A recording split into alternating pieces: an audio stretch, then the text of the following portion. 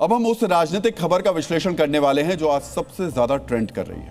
आज हर किसी के मन में एक ही प्रश्न है कि एक मुख्यमंत्री जिन्होंने सिर्फ 105 दिन पहले ही शपथ ली थी, वो राज्यसभा क्यों जाना चाहते हैं? क्योंकि नीतीश कुमार से पहले देश का कोई भी मुख्यमंत्री अपने पद पर रहते हुए राज्यसभा नहीं गया था, लेकिन बिहार के मुख्यमंत्री राज्यसभा जाने के लिए अब तैयार है।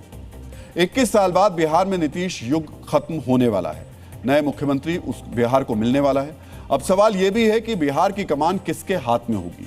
नीतीश का उत्तराधिकारी बनने के लिए दावेदारों की लिस्ट में कौन कौन है? आज हम आपको इनसाइड स्टोरी बताएंगे और अपने हर फैसले से चौंकाने वाले नीतीश कुमार के इस निर्णय का भी डीएनए टेस्ट करेंगे। आज नीतीश कुमार ने राज्यसभा के लिए नामांकन दाखिल किया। नॉमिनेशन के समय गृह मंत्री अमित शाह, कई केंद्रीय मंत्री और बिहार के दोनों उप मुख्यमंत्री वहां मौजूद थे। यह बिहार की राजनीति की एक बड़ी परिवर्तनकारी घटना है। जब देश होली के सुरूर में था, तब बिहार में मुख्यमंत्री परिवर्तन की पटकथा लिखी गई। नीतीश कुमार ने मन बना लिया कि वो अब फिर से बिहार छोड़कर दिल्ली की राजनीति करेंगे। नीतीश जब दिल्ली से बिहार गए थे, तब वो लोकसभा के सदस्य थे। इस बार उच्च सदन में जाएंगे। राज्यसभा के लिए नॉमिनेशन करने से ठीक पहले उन्होंने सोशल मीडिया पर 165 शब्दों का एक संदेश लिखा, जिसका निचोड़ यह है कि पूरी निष्ठा से बिहार की सेवा की। आज बिहार विकास और सम्मान का नया आयाम प्रस्तुत कर रहा है।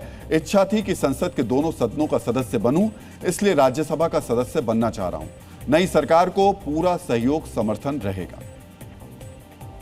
तो यह खबर ऐसी है जिसे लेकर के पूरे देश में लगातार राजनीतिक प्रतिक्रियाएं देखने को मिली।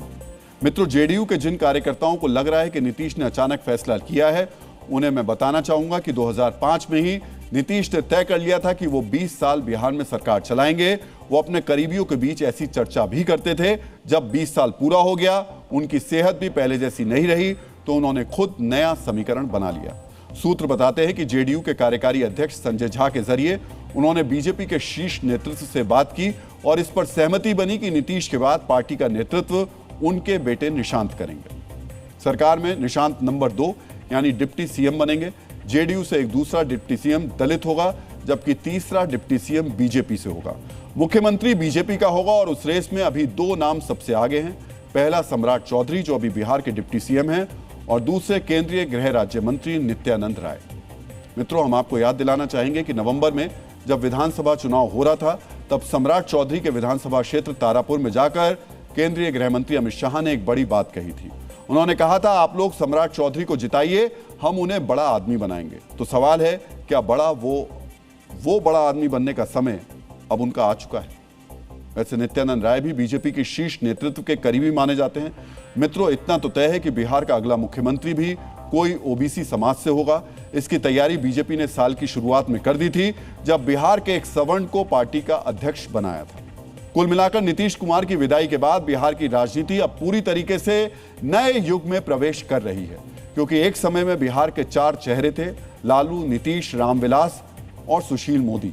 सुशील मोदी और रामविलास का निधन हो चुका है।